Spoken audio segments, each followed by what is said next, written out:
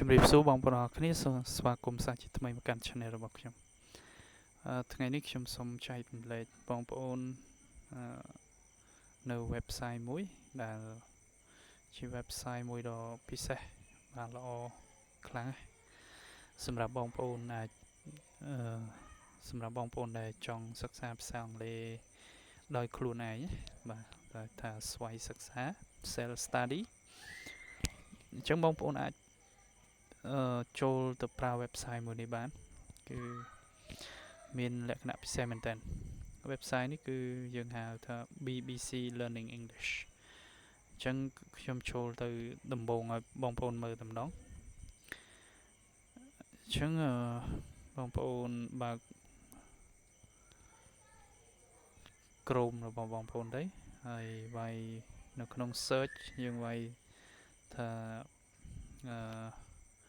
BBC Learning English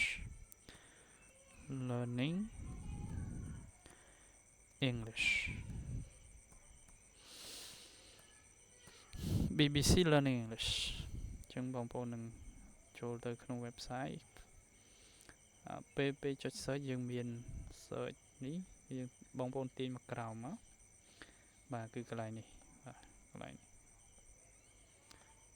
បងប្អូនឃើញ logo BBC បាទកន្លែងនេះបងប្អូនចុចទៅលើ BBC Learning English ទៅនឹងចូលមក website នេះហើយបាទឬក៏បងប្អូនគ្រាន់តែវាយ bbc.co.uk/learning English បាទអញ្ចឹងសម្រាប់ address ខ្ញុំដាក់នៅក្នុង description បងប្អូនអាចមើលក្នុង description វីដេអូរបស់ខ្ញុំហើយចុចក្នុង link ហ្នឹងទៅគឺចូលទៅក្នុង website ហ្នឹងហើយសូមបញ្ជាក់ថា BBC Learning English គឺយើងរៀនភាសាអង់គ្លេសបែប British English ថាអង់គ្លេសបែបចក្រភពអង់គ្លេសបាទចឹងបងប្អូនដឹងថាភាសាអង់គ្លេសមានពីរបែបគឺ British English ហើយនិង American English អញ្ចឹងសម្រាប់ BBC គឺប្រភពចេញពីចក្រភពអង់គ្លេសបាទគឺ accent របស់ពួកគាត់ pronunciation របស់ពួកគាត់គឺបែបអង់គ្លេសបាទបែបចក្រភពអង់គ្លេសតែសម្រាប់បែបអាមេរិកកាំងគឺយើងមាន website ផ្សេងទៀតយើងអាចរៀនបែបអាមេរិកកាំងអញ្ចឹងតើបងប្អូនទទួលបានអ្វីខ្លះនៅពេលចូលក្នុង website នេះគឺបងប្អូនឃើញបងប្អូនតាមពិតបងប្អូនអាចអានព័ត៌មានតាមពិត BBC នឹងគឺជា website សារព័ត៌មានធំរបស់ចក្រភពអង់គ្លេសបាទជំរាបព័ត៌មានជាច្រើនបងប្អូនអាចស្រាវជ្រាវបាននេះមានព័ត៌មានតាក់ទងខ្មែរយើងចំនួនខ្មែរថៃបាទ Survival begin after week of deadly clash ព័ត៌មានទូទាំងពិភពលោកបងប្អូនអាចអានជាភាសាអង់គ្លេសបានល្អមែនតើបងប្អូនហើយព័ត៌មានគេមានគ្រប់មានព័ត៌មានកីឡាព័ត៌មានបែបជំនួញបាទយ៉ាងចឹង innovation culture art travel audio video អីជាដើមបងប្អូនអាចទទួលបានព័ត៌មានល្អពីនេះបាទអញ្ចឹងខ្ញុំសូមត្រឡប់ទៅ BBC Learning English វិញតែយើងរៀនភាសាអង់គ្លេសពីណាបាទនេះ sport យើង back ទៅ Learning English អញ្ចឹងបងប្អូនអាចដាក់ /learning English ប្រហែលជាបងប្អូនអាចពិបាករកបន្តិចបាទដាក់ learning English ទៅគឺយើងទទួលបាននៅផ្ទាំង welcome មួយហើយបងប្អូនជ្រើស topic យើងមាន topic ដូចជា pronunciation មាន vocabulary grammar courses skill work English បាទហើយនឹងមាន level គឺមាន easy medium hard បាទហើយយើងមានជា topic ផ្សេងទៀតជាច្រើនដែលបងប្អូនអាចនឹងចាប់អារម្មណ៍ហើយចុចទៅមើលតែបងប្អូនមើលនៅកន្លែងនេះក៏បានដែរកន្លែង នេះមាន option ឲ្យយើងជ្រើសរើស level គឺបងប្អូនអាចរើសបាន3 level ហើយបងប្អូនរើសតាម topic ក៏បានដែរ topic food feeling emotion environment friends family travel transport បាទហើយយើងមាន latest នេះតកតងនឹងមេរៀនចុងក្រោយអីហ្នឹងហើយយើងមាន podcast ដែរបាទ podcast អញ្ចឹងបងប្អូនចង់មើល podcast បងប្អូនអាចចូលទៅបាទ podcast អញ្ចឹងអាចចុចស្ដាប់ឬក៏ចុចមើលបាទ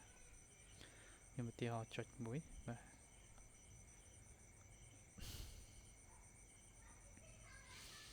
នេះ podcast របស់គេហ្នឹងហើយអ្វីដែលពិសេសបងប្អូនរាល់វីដេអូឬក៏ audio podcast គឺគេមានជាបងប្អូនចុចស្ដាប់បណ្ដាបងប្អូនអាចមើល tape script បណ្ដានេះ tape script ហ្នឹងគឺដូច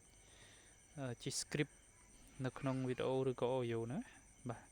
អញ្ចឹងកន្លែងនេះគឺល្អខ្លាំងមែនតើគឺបងប្អូនអាច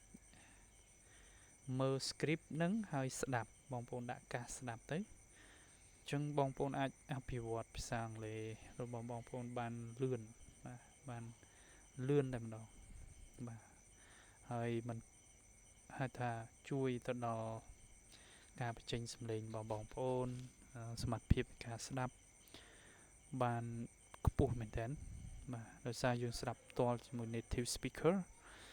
សិតតែ native speaker អញ្ចឹងយើងមើលឥឡូវខ្ញុំសាក់លបងចូលទៅ level ខ្ញុំរើសយក easy level បាទកម្រិតងាយស្រួលអញ្ចឹងឡើងមកគេមានខុសរបស់គេបែបហ្នឹងផ្ទាំងមួយជាលក្ខណៈជាវីដេអូអញ្ចឹងទៅខ្ញុំបងប្អូនអាចចុចមើលដូចថាខ្ញុំជ្រើសរើសយកគេមានជាវីដេអូ series បាទហើយមានជា English course បាទជា podcast បាទសម្រាប់បងប្អូនមានជា vocab បាទអញ្ចឹងខ្ញុំឧទាហរណ៍ខ្ញុំចុចទៅលើវីដេអូ series របស់គេបាទចុចទៅអញ្ចឹងគេមានសេចក្តីណែនាំយើងណាបាទនៅចំណងជើងគឺ London Letter Challenge ចំណងជើង episode គេមាន episode បាទរៀនតាម episode 1 episode 2 3 4គេមានសាច់រឿងគេមានភាគបន្តរហូតដល់episode 10ណាបាទអញ្ចឹងខ្ញុំសាកល្បងចុចទៅលើ episode 1ចំណងជើង episode 1គឺ meet the teams បាទ meet the team ចុចលើ meet the team មានអីអូខេយើងជាវីដេអូយើងកន្លែងនេះគេមាន free worksheet អញ្ចឹងមានន័យថាបងប្អូនអាច download worksheet បានដែរ worksheet គេមានលំហាត់បាទមានជាលក្ខណៈសិភៅតែម្ដងបាទក្នុងមេរៀនរបស់គេហ្នឹងល្អមែនតើបងប្អូនអាច download print ចេញទៅហើយ watch យើងអាចធ្វើឲ្យទៅបានទៀតនេះគឺយើងមានជា tape script បាទ tape script យើងមើលវីដេអូបណ្ដាយើងស្ដាប់បណ្ដាបាទអញ្ចឹង tape script របស់គេនេះអញ្ចឹងគេសន្ទនាក្នុងហ្នឹងគឺយើងមានជា tape script អាចអានបាននឹងជួយយើងមែនតើជួយបាទបងប្អូនចង់ចេះភាសាអង់គ្លេសឆាប់គឺល្អមែនតើ website ហ្នឹងបាទអញ្ចឹងខ្ញុំទៅម្ដងទៀតអញ្ចឹងយើងយក level មិញ easy បន្ទាប់មកគឺយើងចូលទៅ episode 1អញ្ចឹងយើង episode 1គឺយើងចុចស្ដាប់ទៅបាទចុចមើលហើយគេមានវីដេអូហើយយើងស្ដាប់ទៅហើយយើងអាចធ្វើជាលំហាត់បានយើង download យើងមិនតែមើលឲ្យស្ដាប់ចោលទេគឺយើងអាចនេះខាងនេះបងប្អូនឃើញមាន takeaway download PDF បងប្អូនចុចទៅហ្នឹង អានេះគឺជាខ្លឹមសារនៃមេរៀនរបស់គេហ្នឹងបងប្អូនអាចព្រីនចេញហើយធ្វើការងារហ្នឹងទៅបងប្អូនបាទល្អ website នេះបាទបងប្អូនអាចធ្វើស្វ័យសិក្សា